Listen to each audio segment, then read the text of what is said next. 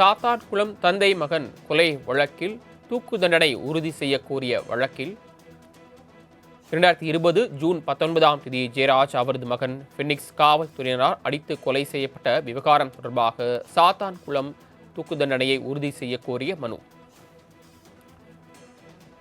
வழக்கை விசாரித்த விசாரணை நீதிமன்றம் ஆய்வாளர் ஸ்ரீதர் உட்பட 9 பேருக்கும் தூக்கு தண்டனை விதித்தது. கூடுதல் விவரங்களை செய்தியாளர் பாலகிருஷ்ணன் வழங்கிக்கலாம். பாலகிருஷ்ணன், விவரங்கள். வணக்கம் சரவணன். சாத்தான்குளம் தந்தை மகன் கொலை வழக்கு விசாரணை நீதிமன்றம் வழங்கிய தூக்கு தண்டனையை உறுதி செய்ய கோரி சிபிஐ தரப்பில் மனு தாக்கல் செய்யப்பட்டுள்ளது.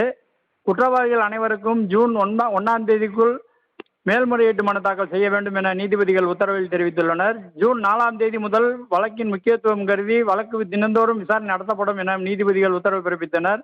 இந்த வழக்கு தமிழகமே உற்றுநோக்கும் வழக்கு என நீதிபதிகள் கருத்து தெரிவித்துள்ளனர்.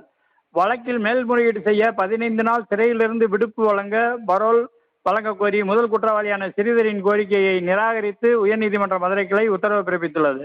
தூத்துக்குடி மாவட்டம் சாத்தான்குளத்தைச் சேர்ந்த வர்த்தகர் ஜெயராஜ் அவரது மகன் பென்னிக்ஸும் கடந்த 2020ஆம் ஆண்டு ஜூன் 19ஆம் தேதி கொரோனா காலகட்டத்தில் காவல்துறையினால் அடித்து கொலை செய்யப்பட்டனர். இந்த விவகாரம் மிகப்பெரிய அளவில் அதிர்வலைகளை ஏற்படுத்தியிருந்தது.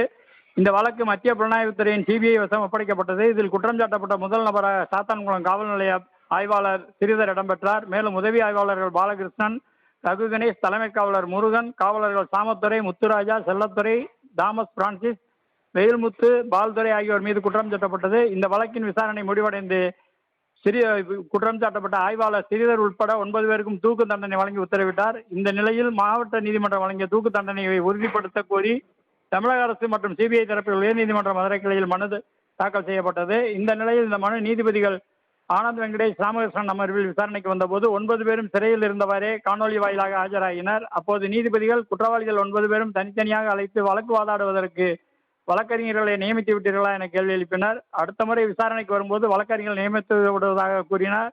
இதனை ஏற்றுக்கொண்ட நீதிபதிகள் சிபிஐ தரப்பில் மேல்முறையீடு செய்யப்பட்ட மனு நகல் குற்றவாளிகளுக்கு விரைவில் கிடைக்க பதிவாளருக்கு உத்தரவிட்டார். அதற்கு நீதிபதிகள் மேல்முறையீட்டு மனு தயாரிப்பதற்கு போதிய வசதிகள் சிறைத்துறை செய்து தரும், சிறையில் அனைத்து வசதியும் உள்ளது, எனவே விடுமுறை தருவது குறித்து நீதிமன்றம் உத்தரவிட முடியாது. 1ஆம் தேதி வழக்கு தாக்கல் செய்யுங்கள், 4ஆம் தேதி தினந்தோறும் வழக்கு விசாரணைக்கு எடுத்துக்கொள்ளப்படும். இந்த வழக்கின் முக்கியத்துவம் கருதி இந்த வழக்கு தினந்தோறும் விசாரணைக்கு எடுத்துக்கொள்ளப்படும் என கூறி வழக்கு விசாரணையை ஜூன் 4ஆம் தேதிக்கு ஒத்திவைத்து உத்தரவிட்டுள்ளனர். சரவணன். தாங்கள் வழங்கிய தகவல்களுக்கு நன்றி பாலகிருஷ்ணன்.